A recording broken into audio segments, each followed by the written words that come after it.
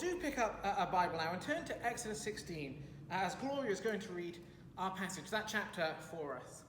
It is worth having it in front of you though.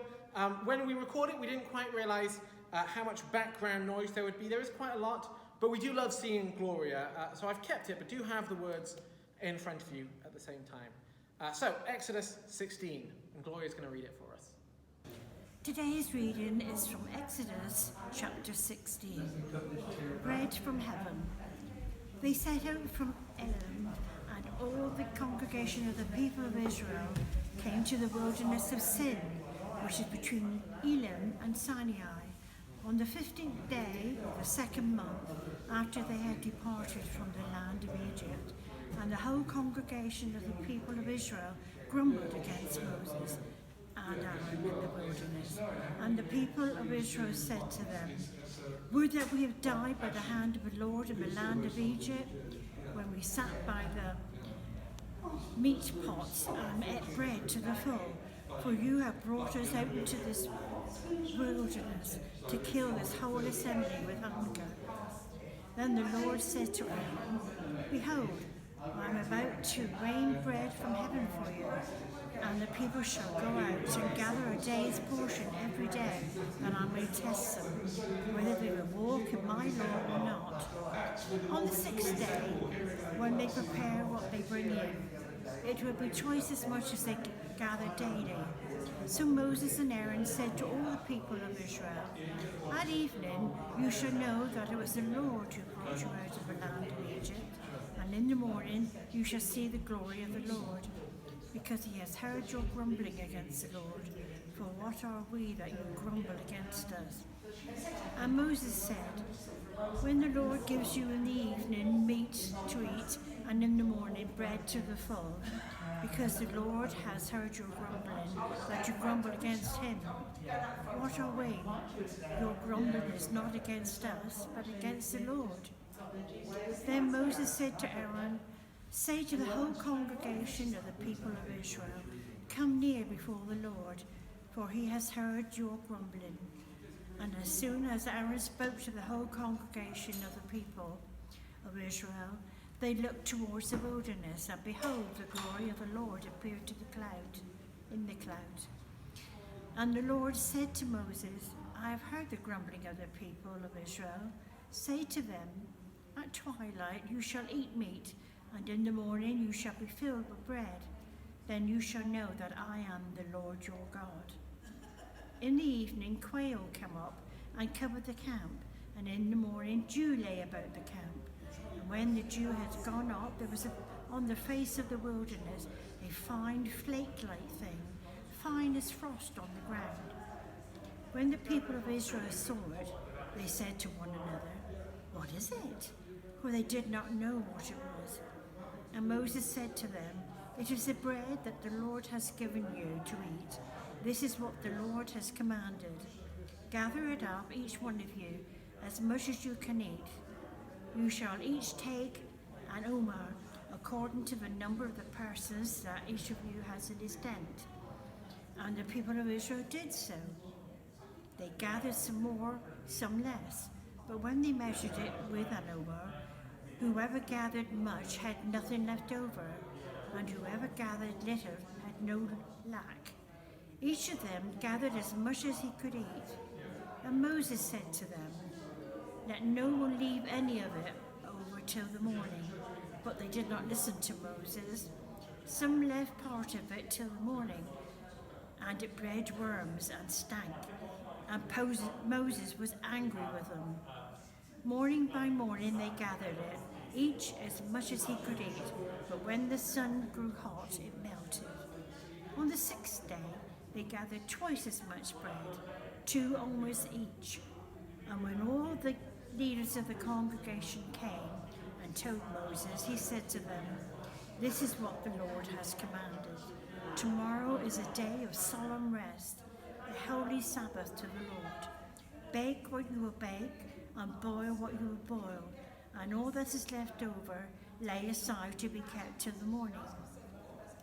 So they laid it aside till the morning, as Moses commanded them, and it did not stink, and there were no worms in it. Moses said, Eat it today, for today is the Sabbath to the Lord. Today you will not find it in the field.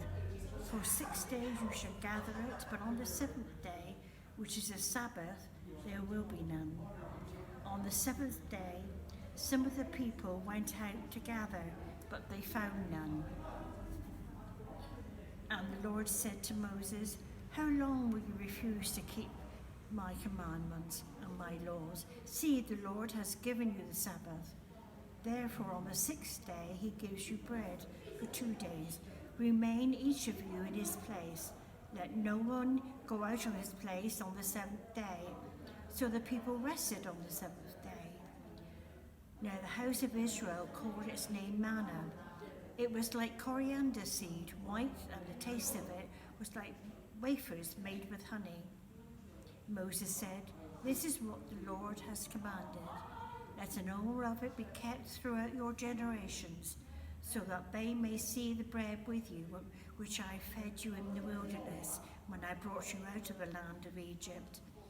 And Moses said to Aaron, take a jar and put an omer of manna in it, and place it before the Lord to be kept throughout your generations. As the Lord commanded Moses, so Aaron placed it before the testimony to be kept. The people of Israel ate the manna for 40 years till they came to a habitable land. They ate the manna till they came to the border of the land of Canaan. An omer is the 10th part of a ephah. This is the word of the Lord. Praise be to God. Amen. Where is your next meal coming from? If you're watching this when I imagine you are, then the next meal is Sunday lunchtime. So maybe some of you who already started prepping your big roast dinner, the potatoes are chopped and whatnot. Or maybe you've got a lovely lasagna in the fridge that just needs cooking through. And so when this service finishes, you're going to go and put the oven on to heat up. In our house, we tend to have our main Sunday meal in the evening, especially since we don't currently have a Sunday 7 service. Later, we're going to have some tortellini, I believe. But for lunch, I'll probably have a sandwich, maybe a cheese and ham toastie. I think that sounds nice. But what if we didn't know? I mean, that's the situation for many people in this country and all over the world. They don't know where their next meal is coming from. Now, you may remember at the start of this summer, the footballer Marcus Rashford wonderfully convincing the government they probably shouldn't let children starve. Without that support, those kids would have no idea where their next meal is coming from. Where am I going to get my next meal? It may be an issue for some of us, but certainly not for the majority. Most of us know, don't we? And it may involve popping to the shops, but we know that the food will be there and the money will be in our banks to pay for it. But I'm sure there will be other things that we struggle with. For most of us, it's more of an emotional, a mental kind of struggle. How am I going to find the strength to get through the next few days as my husband has surgery? How am I going to cope with my nan's failing health? When am I going to find 10 minutes of rest and quiet? Now, for the last few weeks, we've been in Exodus with the Israelites, and they've been rescued from slavery. Then we saw them praise God for all he has done. And then we saw them grumble and moan because they were thirsty. They needed water, and they were given water. The bitter water of Marah was made sweet by God. We didn't really touch on it last week, but at the end of chapter 15, they leave Marah and come to Elim. And at Elim, life was good. 12 springs of water and 70 palm trees to camp under. At Elim, they were sorted. Life was good. It's both literally and figuratively an oasis in a desert of wilderness hardships for the Israelites. And we get those times sometimes, don't we? Things are hard for a while, and then we come to a point where stuff is good. And that lesson that the Israelites learned, that they can trust God and he'll provide, they forget that lesson. As Gloria read for us, we see the Israelites set out from Elim in verse 1, and by verse 2 they're grumbling again. Would that we had died by the hand of the Lord in the land of Egypt. If only God hadn't saved us. If only we were still slaves. They had seen in their lives, by this point, a bunch of times that God would look after them. They had been shown that they should depend on him. Then a little bit of good times in Elim, and they forgot. But that's what we do sometimes as well, isn't it? Things are hard, and we lean on trust in God. We lean on and trust in God. Things are good, and we start leaning on and trusting ourselves instead. We can be just like the Israelites.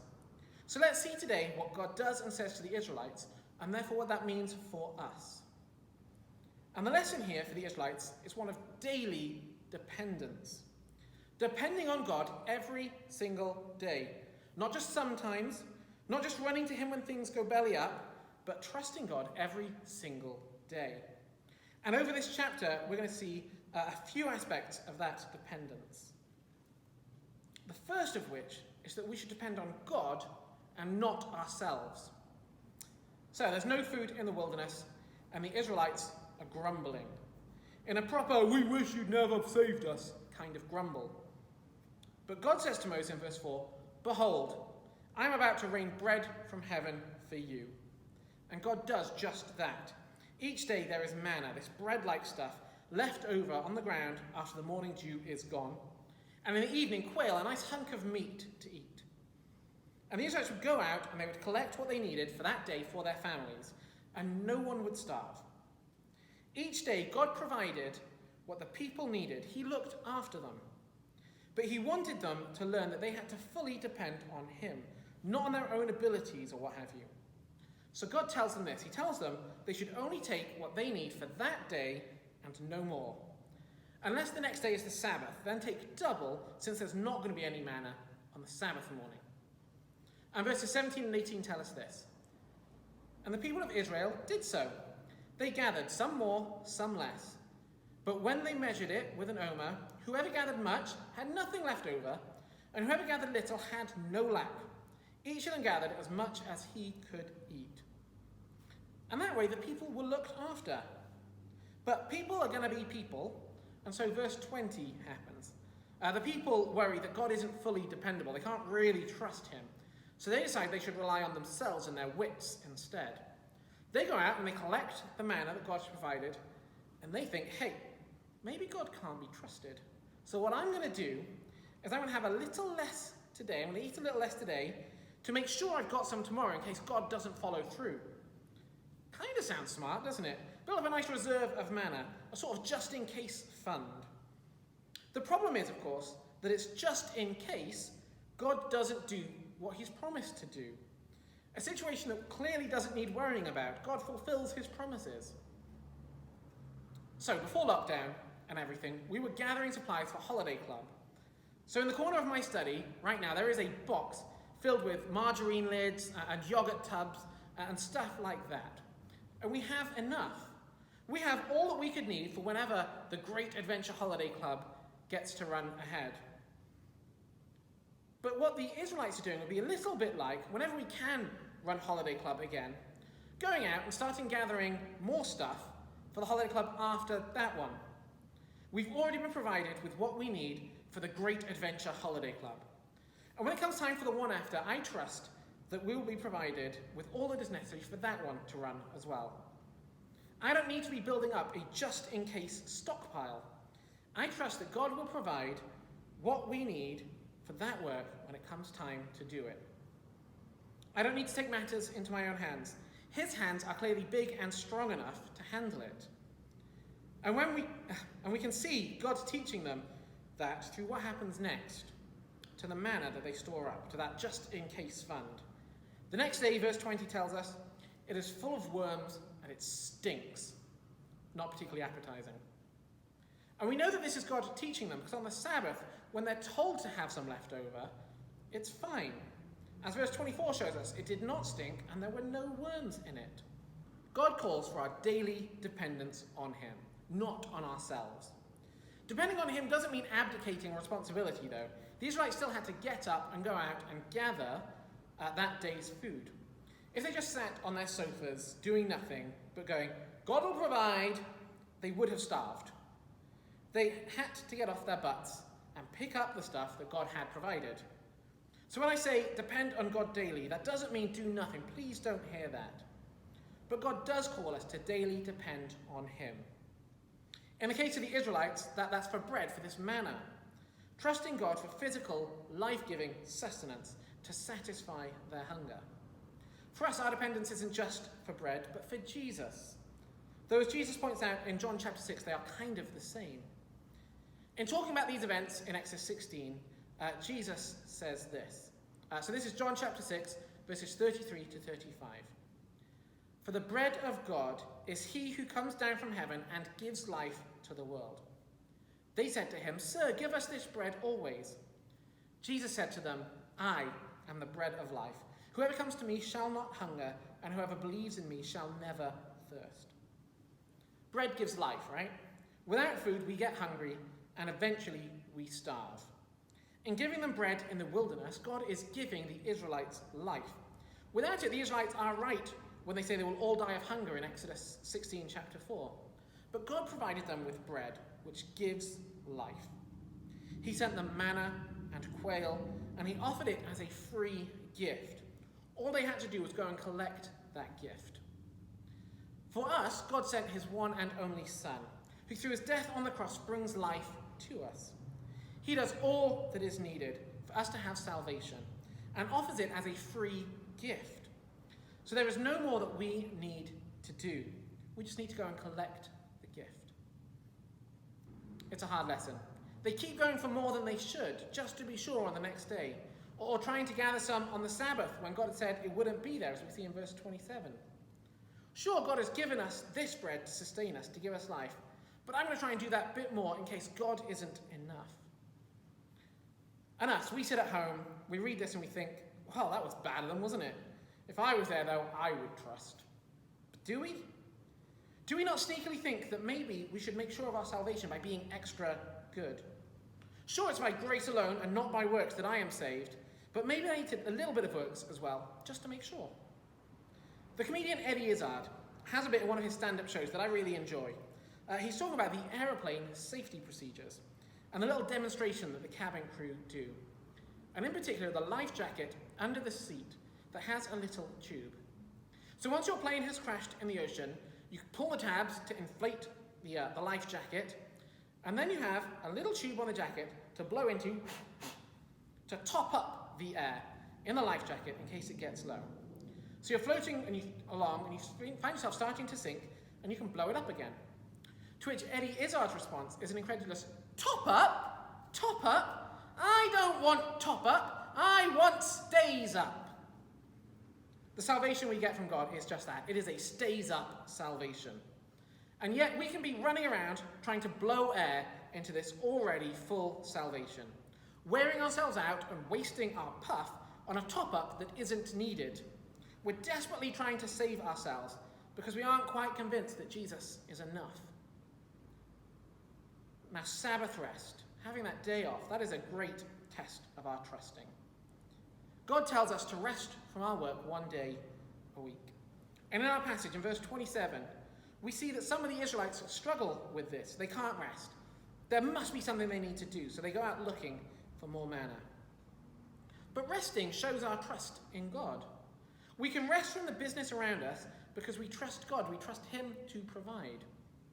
Or turning the premise around, if we can't rest because of work or family or all the ways you help with church things or the stuff you do for a local charity, if you can't rest, it might be because you aren't trusting God. You are working hard to secure your own future, to create your own identity, to achieve or top up your own salvation. What are your feelings on rest? Because that's going to tell us a lot about where our trust is. What are we depending on? Do we need to keep working to depend on ourselves, or do we rest and trust in God?